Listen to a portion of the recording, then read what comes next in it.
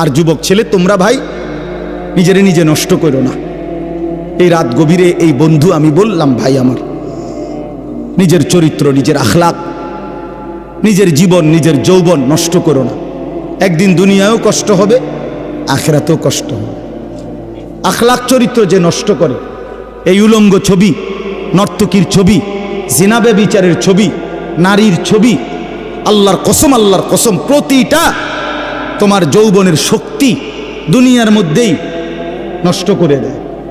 আখিরাতের বরবাদি তো আছেই, দুনিয়ারও শক্তি, সামর্থ্য, যৌবন, যৌন শক্তি নষ্ট করে দেয়। এজন্য দুনিয়াও কষ্ট হবে, আখিরাতও কষ্ট হবে। কেন নামাজ পড়ে না? আখিরাত মনে নাই। কেন চুরি করে, জিনা করে, ব্যভিচার করে, মদ খায়, জুয়া খেলে?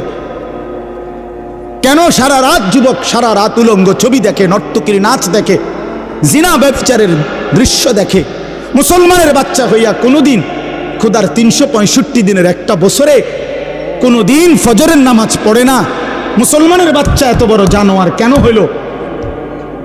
মুসলমানের ঘরে জন্ম নিয়া এত বড় হাইওয়ান কেমনে হইল? এক মহিলা 30 বছর ধরে বেপর্দা, মুসলমান হওয়ার পরও কেমনে হইল? একজন মুসলমান হওয়ার পরে 30টা বছর ধরে সে কেমনে সুদ খায়, কিস্তি নেয়, এত মিথ্যা কথা, এত গালিগালাজ কেমনে করে? 60টা বছর হয়ে গেছে, বুড়া মিয়া এখনো বিড়ি খায় কেমনে? 60 বছর বয়স, এখনো সাদওয়ানে বৈশা টেলিভিশনে নর্তকীর নাচ দেখে কেমনে? কারণ আখিরাত ভুলে গেছে। কি ভুলে গেছে বলেন না কেন? অথবা আখিরাত মনে আছে, তবে আখিরাতকে সামান্য কিছু মনে করছে।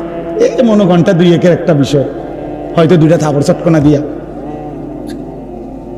বুঝেন না কথা, 2-1টা থাপ্পড় টাপ্পড় দিয়া মনে কি করে দিব, ছেড়ে দিব। অথচ বিষয়টা তো এমন না। আল্লাহ তাআলা কোরআনে বলছে, হাসরের ময়দানের একদিন এক এক দিন, প্রতিদিন এক এক দিন 50,000 বছর। কোরআন শরীফের আয়াত, এটা কোনো হুজুরের ব্যাখ্যা না, ডাইরেক্ট কোরআনের আয়াত। ফি ইয়াউমিন কানা মিকদারুহু 50,000 সানা, প্রতিদিন একদিন হাসরের ময়দানের 50,000 বছর। 50,000 বছর একটা প্রচন্ড গরমের জায়গার মধ্যে আপনারই যদি 4টা ঘন্টা 5টা ঘন্টা, চারিদিকে কোনো দরজা নাই, জানালা নাই, পুরা গরমের মধ্যে, এই প্রচন্ড গরমের সিজনে যদি বসায় রাখে 10টা ঘন্টা, আমি তো পাগল হয়ে যাব। আপনি তো গরমে পাগল হয়ে যাবেন। তো 50,000 বছর একদিনে মাথার উপরে সূর্যটা থাকলে দোস্ত আমার কি হবে অবস্থা? পায়ের নিচের জমিন তামার মতো হলে কি হবে? আল্লাহ নবী সাল্লাল্লাহু আলাইহি সাল্লাম বলছেন, উম্মত 1 সেকেন্ডের জন্য এই এক পাও রাখতে যেটুকু জায়গা পায়ের তালু, এতটুকু জায়গার অতিরিক্ত কাউকে 1 সুতা জায়গা বেশি দেওয়া হবে না। মাউদাউ কাদামিন, শুধু পাও রাখবার জায়গাটাই হাসরের ময়দানে মিলবে। ডানে বামে সামনে পিছনে আর আগাইতেও পারবে না, পিছাইতেও পারবে না, এবং 1 সেকেন্ডের জন্য বসতে পারবে না। ইয়াউমা ইয়াকুমুন নাসু লিরাব্বিল আলামিন, দাঁড়িয়ে থাকতে হবে।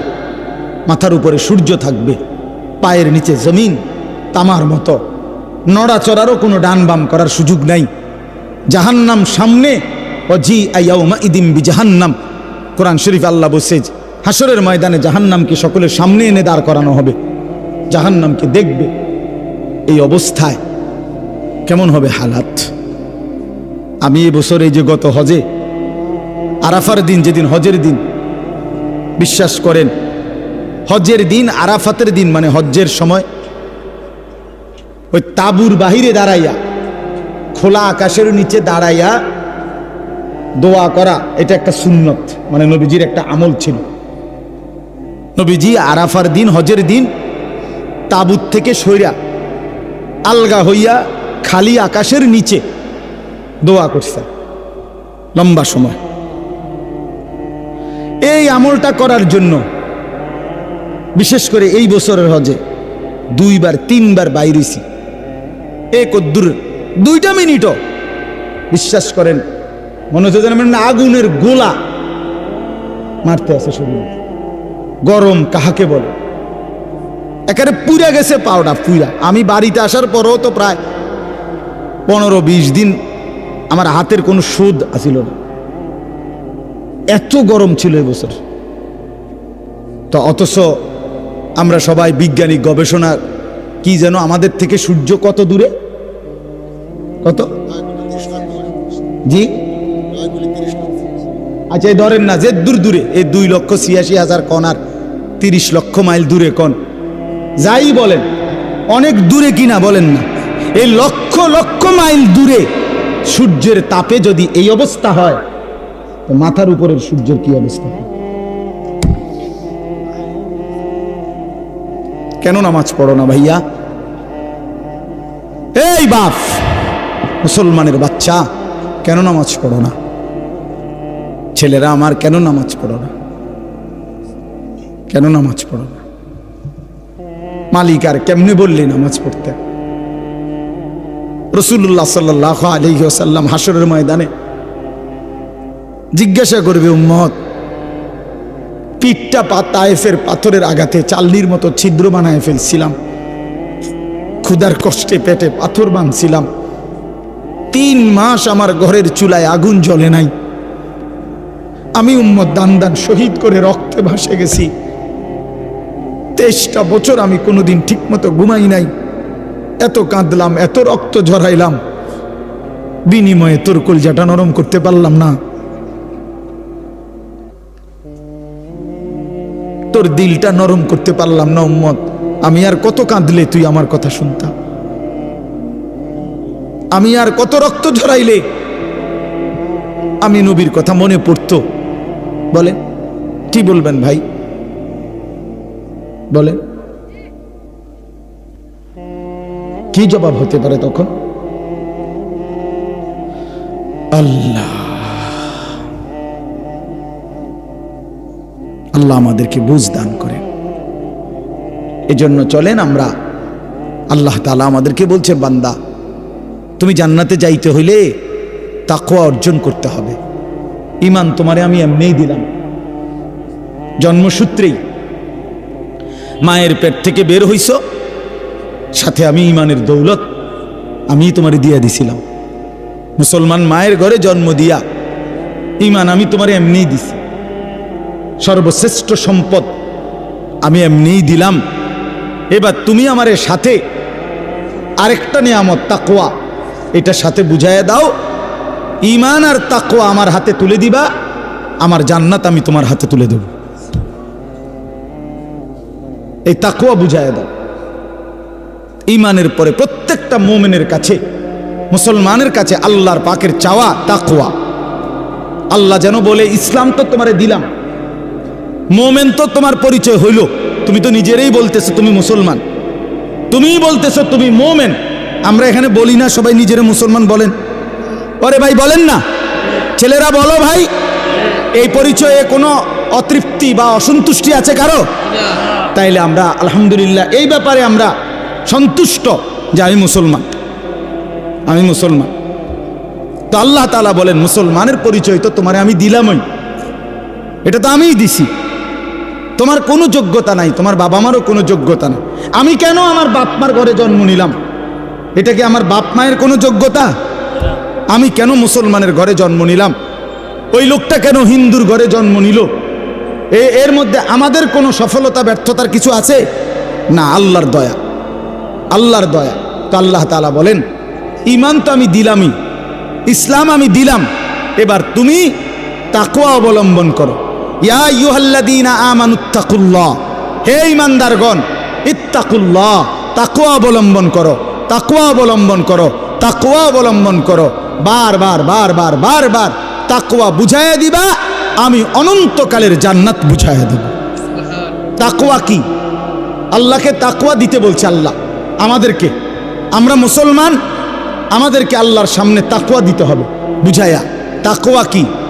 2 জিনিস, 1 তারকুল মুনকারাত, 2 ফি'লুল খায়রাত, সমস্ত গুনাহ ছেড়ে দেওয়া, সমস্ত আমল করতে থাকা। আল্লাহ তাআলা বলছেন গুনাহ ছেড়ে দাও, বন্দিগিতে লেগে যাও। আমার হুকুম পালন করো, আমার নিষেধ বর্জন করো। আমার হুকুম, আমার রসুলের হুকুম যা তা আমারই হুকুম, আমার রসুলের নিষেধ যা তা আমারই নিষেধ।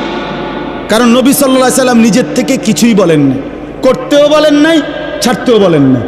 কথা বলেন না কেন? নবী যা করতে বলছেন তাও আল্লাহর পক্ষ থেকে, যা ছাড়তে বলছেন তাও কার পক্ষ থেকে? আল্লাহর পক্ষ থেকে। তাহলে আল্লাহ এবং তার রসুলের হুকুম এটা বললে যেই কথা, আপনি আল্লাহর হুকুম বললেও নবীজির কথা অন্তর্ভুক্ত। কারণ আল্লাহর হুকুম, আল্লাহর যাবতীয় কথা, কোরআনের প্রতি অক্ষর এই পৃথিবীবাসী রাসূলুল্লাহ সাল্লাল্লাহু আলাইহি সাল্লামের জবান ছাড়া আর কারো কণ্ঠে শুনে নাই। কথা বলেন, কোরআন শরীফের একটি অক্ষরও পৃথিবীবাসী অন্য কারো মুখ দিয়া প্রথম শুনে নাই। প্রতিটা শব্দ কোরআন শুনছে কার জবান দিয়া? রাসূলুল্লাহ সাল্লাল্লাহু আলাইহি সাল্লামের জবান দিয়া। নাজিল তো করছেন আল্লাহ, কিন্তু পুরা 30 পারা কোরআন আল্লাহ নবীজির সিনাত নাজিল করছে। এরপরে বলছেন আমনে কোন, আমনে কোন, তো নবীজি শুনাইছে। এজন্য আল্লাহ তাআলা বলেন, বান্দা গুনাহ ছেড়ে দাও, নেক আমলে লেগে যাও। তাহলে তাকওয়া বলে গুনাহ বর্জন করো। বাফ কষ্ট হইতেছে আমি জানি, রাত হয়ে গেছে, আমি শেষ করতে চাচ্ছি। আমি আপনাদেরকে বুঝাই, আবারও বলি, মনে কষ্ট নিয়েন না। কোনো মুসলমান নামাজ পড়ে, সে নামাজি। কোনো মুসলমান রোজা রাখে, সে রোজাদার। কোনো মুসলমান হজ করছে, সে হাজি সাহেব। এগুলো ঠিক আছে, কিন্তু কোনো মুসলমান দিনদার, কোনো মুসলমান ফরহেজগার, কোনো মুসলমান আল্লাহওয়ালা, এইটা বলতে হইলে শুধু নামাজ, শুধু রোজা, শুধু যাকাত, শুধু জিকির যথেষ্ট নয়, বরং পুরা দিন মানা জরুরি। প্রতিটা হালাল আপনাকেই মানতে হবে, প্রতিটা হারাম আপনাকেই ছাড়তে হবে, আমারও ছাড়তে হবে, আমারও ছাড়তে হবে। সমস্ত ইবাদত করতে হবে। জিকির তো আপনি খুব করেন, মাশাআল্লাহ, অনেক নেকি, কিন্তু আপনার উপরে যে হজ ফরজ। রোজা তো আপনি মাশাআল্লাহ খুব রাখেন, কিন্তু আপনার উপরে যে যাকাত ফরজ, সেটা কই? সেটা কই? আপনি নামাজ রোজা তো মাশাআল্লাহ খুব করেন, কিন্তু আপনার বউ বাচ্চার যে তাদেরকে নামাজ পড়তে বলা, তাদেরকে আল্লাহর ইবাদতের উপরে উঠাবার চেষ্টা করা, এটাও যে আপনার উপরে ফরজ দায়িত্ব, সেটা কই? আপনি দি ফুলারে কিছু কর না। তে আমনের ঘরে 16 বছরের এত বড় ডাকাত কোনোদিন নামাজ পড়ে না, একদিনও ফজরের নামাজ পড়ে না। আপনি এই ঘরে ঘুমান, আমনের ফুলাও এই ঘরে ঘুমায়। এত বড় জানোয়ার আমনের ঘরে ঘুমায় কেন? হ্যাঁ, এত বড় হাইওয়ান, এত বড় চতুষ্পদ জন্তু মুসলমানের ঘরে ঘুমায় কেন? এই নাফরমান কতদিন পরে নামাজ পড়বে বলেন? আপনার বিবি কত বছর পরে পর্দা করবে? আপনি যদি বলেন আমি কইছি তো, শুনে না। কয়বার কইছেন? 950 বছর। তো নূহ আলাইহিস সালাম তো 950 বছর বলছে। আপনি যদি কইছেন সর্বোচ্চ 10 বার, 50 বার, আর মনে করেন আপনি 50,000 বারে কইছেন, তো 50,000 বার বলার পরে অথবা 3 বছর বলছেন, অথবা 10 বছর বলছেন, তো 10 বছর পরে আর বলতে হবে না, এই ছুটি আপনারে কে দিল? আমার কথাটা বুঝছেন? আমি যে হুজুর বিশ্বাস করেন, আমি তারে বলতে বলতে মনে 50,000 বার কইছি, তো আচ্ছা, তো ঠিক আছে, আমি ধরে নিলাম, বিশ্বাসও করলাম। তো 50,000 বার বলার পরে ছুটি, এই কথা আপনারে কে অনুমতি দিল? আছে এমন কোনো অনুমতি নাই। এই জন্য বাবাদেরকে বলি, সন্তানের, স্ত্রীর, ঘরের মানুষ যারা আপনার ছেলে মেয়ে বউ বাচ্চা, এদের ঈমানের ফিকির, আখিরাতের ফিকির, নামাজের ফিকির, ইবাদতের ফিকির, আল্লাহর কসম এটা হলো আপনার প্রথম প্রধান মূল দায়িত্ব। ভাত মাছ চাল ডাল, ঘর সংসার ফার্নিচার, বিদেশ কিংবা দেশ, চাকরি কিংবা ব্যবসা, দোকান কিংবা ভিট, ক্ষেত কিংবা খামার, এগুলোর ব্যবস্থা পারলে করলেন, না পারলে যদি না করতে পারেন, আল্লাহর কসম আখিরাতে কোনো জবাব দিতে হবে না।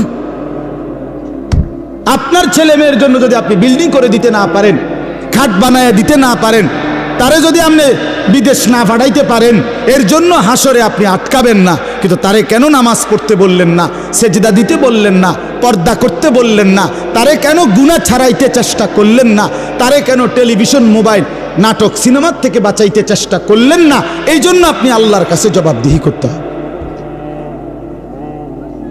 এই আমরা আমাদের চেষ্টা করলাম আপনার ঘরে বুঝায় করার জন্য। তো আল্লাহ তাআলা বলেন, বান্দা তাকওয়া বুঝায় দাও, আমার জান্নাত বুঝে নাও। গুনাহ ছেড়ে দিলে বলে, হুজুর আমি সব পারমু কিনা? আপনি সব পারবেন কিনা? সব বলতে আপনি কয়টা বুঝছেন? আপনি জানেননি মোট শরীয়তের বিধান? বলে যে শরীয়তের বিধান হইল, করণীয় হইল মোট 30টা, বর্জনীয় হইল মোট 28টা।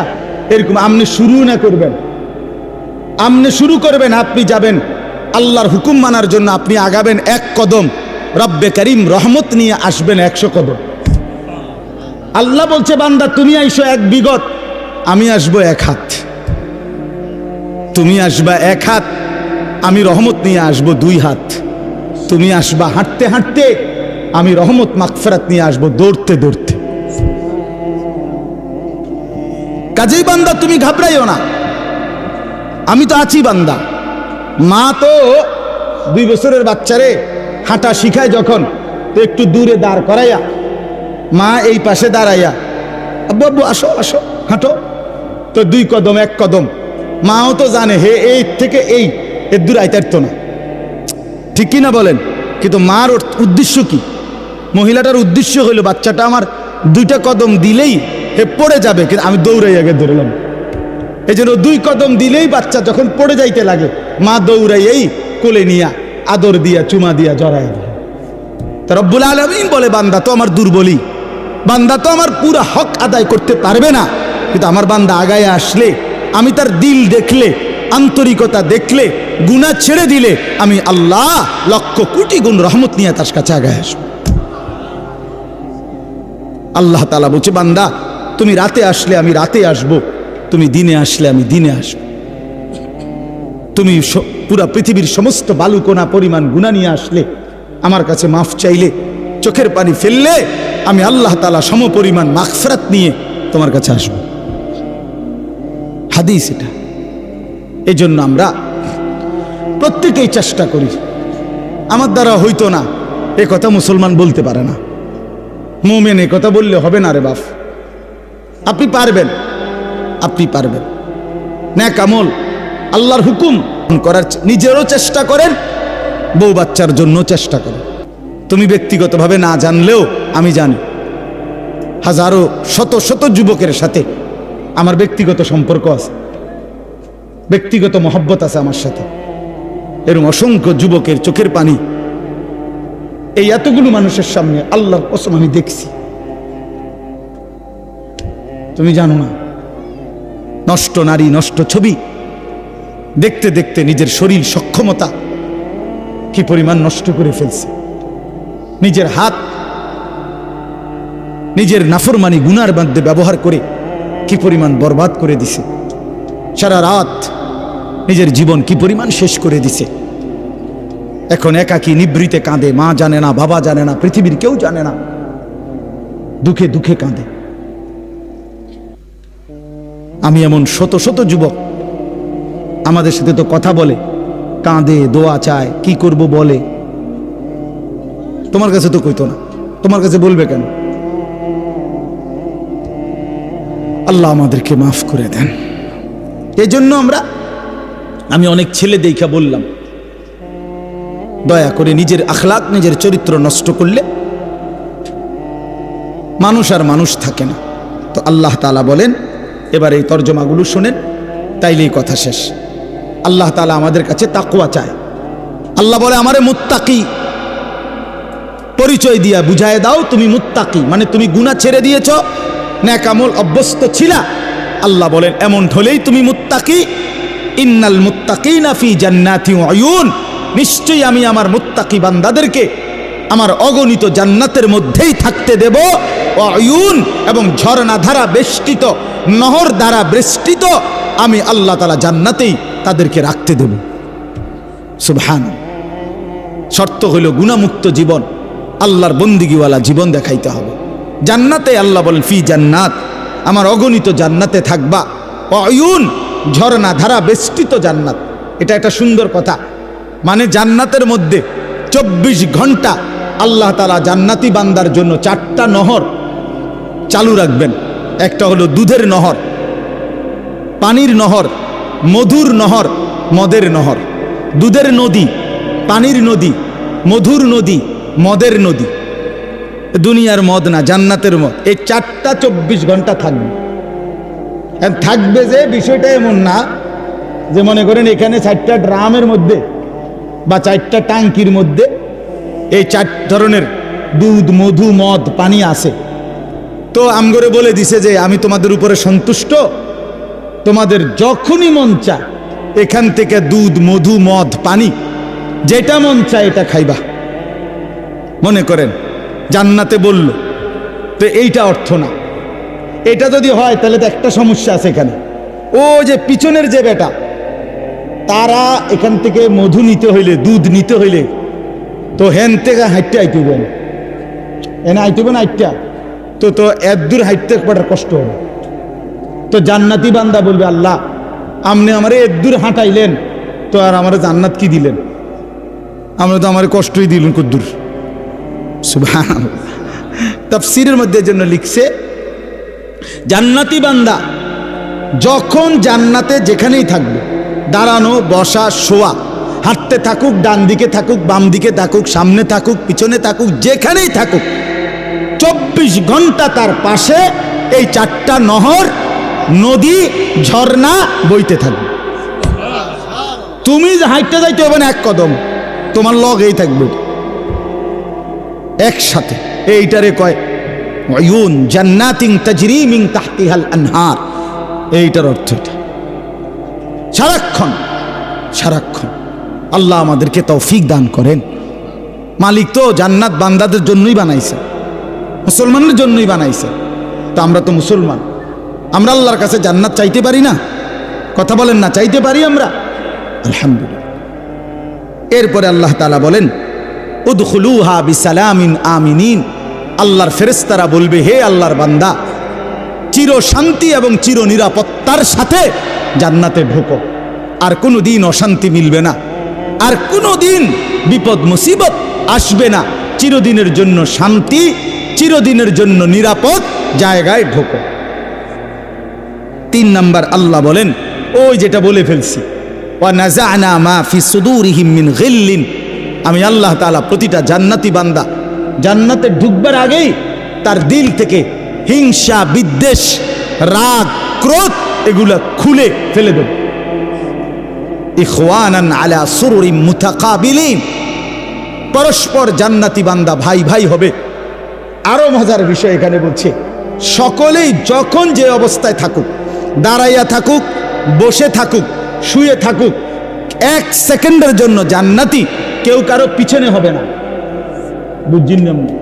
এই ভাই তো আপনার পিছনে, মনে করেন জান্নাতে আছে কিন্তু ওটা পিছনে ঘুরে গেছে, আপনারা পিছনে, ওনারা সামনে, হোক না যা, মনে করেন পুরোটাই এসি ঠিক আছে কিন্তু আপনি তো পিছনে। তো আল্লাহ তাআলা বলছে এমন হবে না। এই আপনারা এখন পিছনে পিছনে না, একজনের পিছনে একজন, তো মনে করেন এটা পুরোটাই জান্নাত, কিন্তু এটা তো ফিসে পড়ে গেছে। সে যদি আবার কয়, আচ্ছা জান্নাতে আছি ঠিক আছে কিন্তু আমি তো পিছনে, বুঝেন নাই কথা? তো আল্লাহ তাআলা বলেন, আলা সুরুরিম মুতাকাবিলিন। না বান্দা, এমন হবে না, বরং যখন দাঁড়িয়ে থাকো আর বসে থাকো আর শুয়ে থাকো, পিছনে কোনোদিন হবে না। 24 ঘন্টা মুতাকাবিলিন, জান্নাতি বান্দা পরস্পর মুখোমুখি থাকবে। যদি বলেন এটা কিভাবে সম্ভব, তো ওখানে গেলেই তো আমরা দেখবো কেমন সম্ভব। সে সময় আপনি আমার বুঝাই করবেন এভাবে, আমিও আপনার বুঝাই করবো এই যে এইভাবে, যেমন হয়েছে।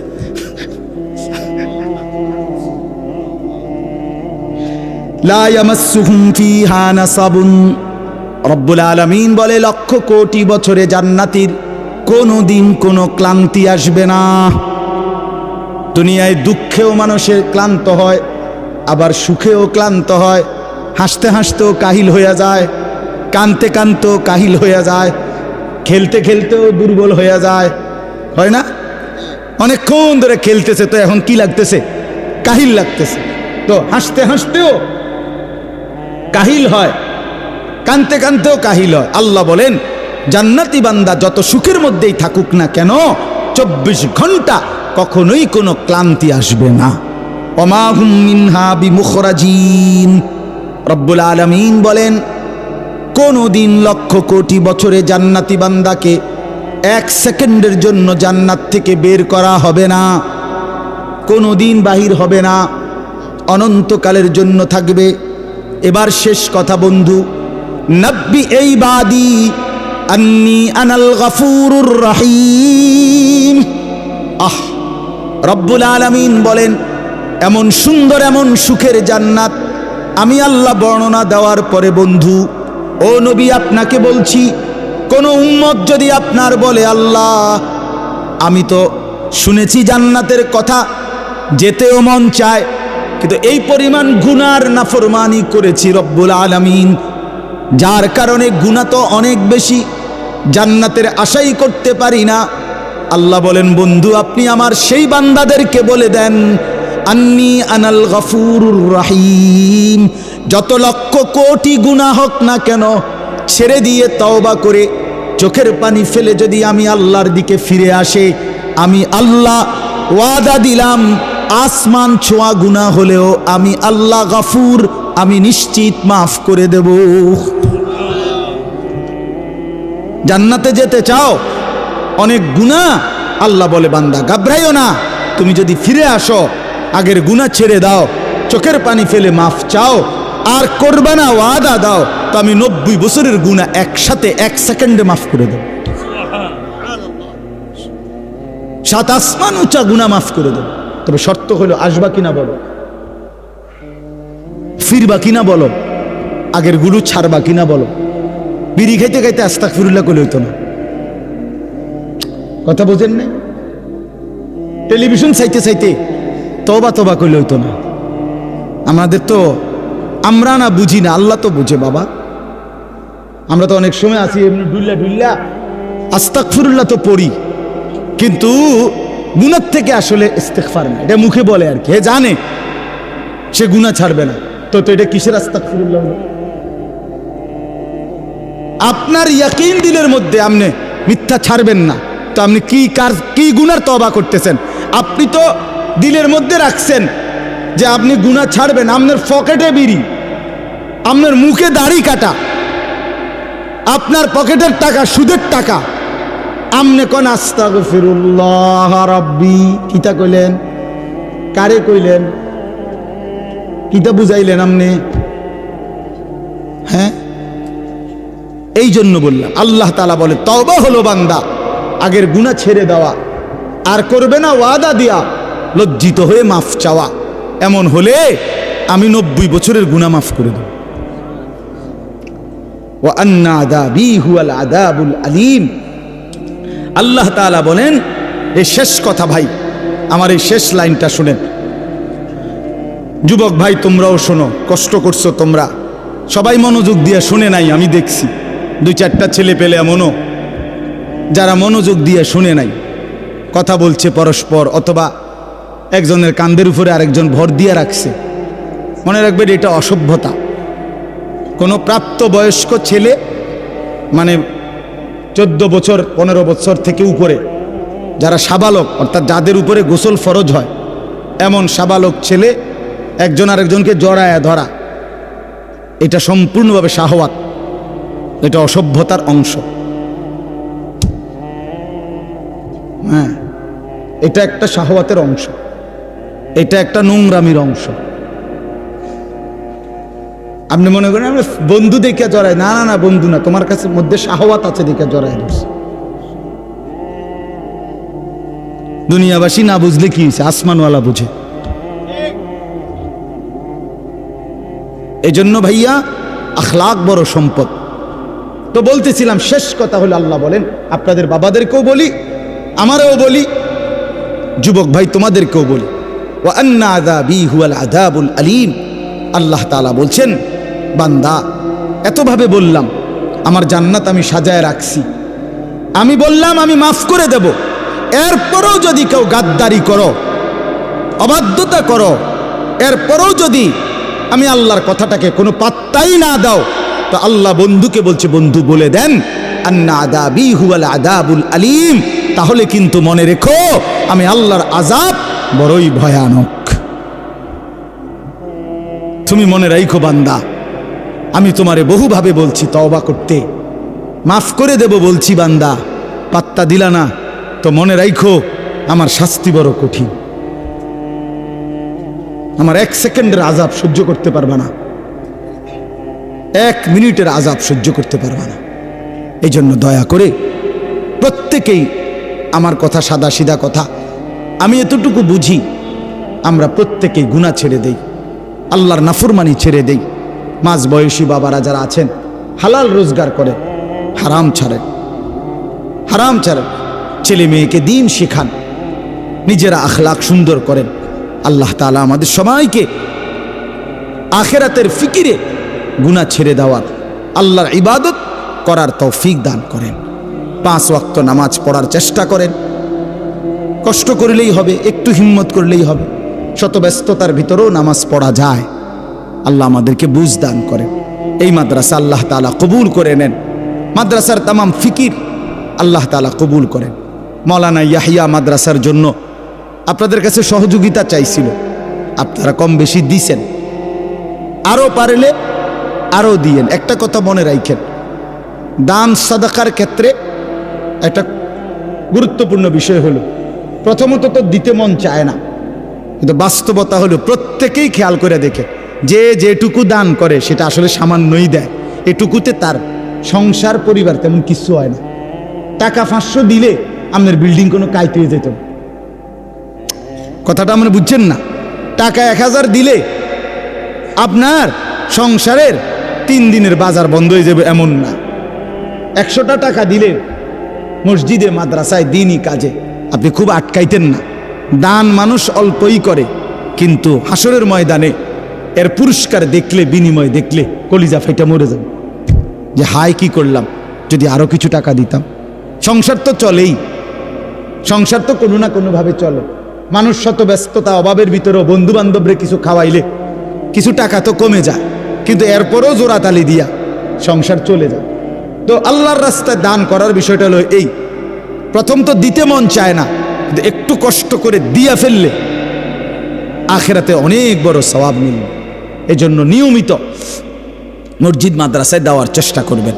আল্লাহ তাআলা আপনাদের সবাইকে তৌফিক দান করেন।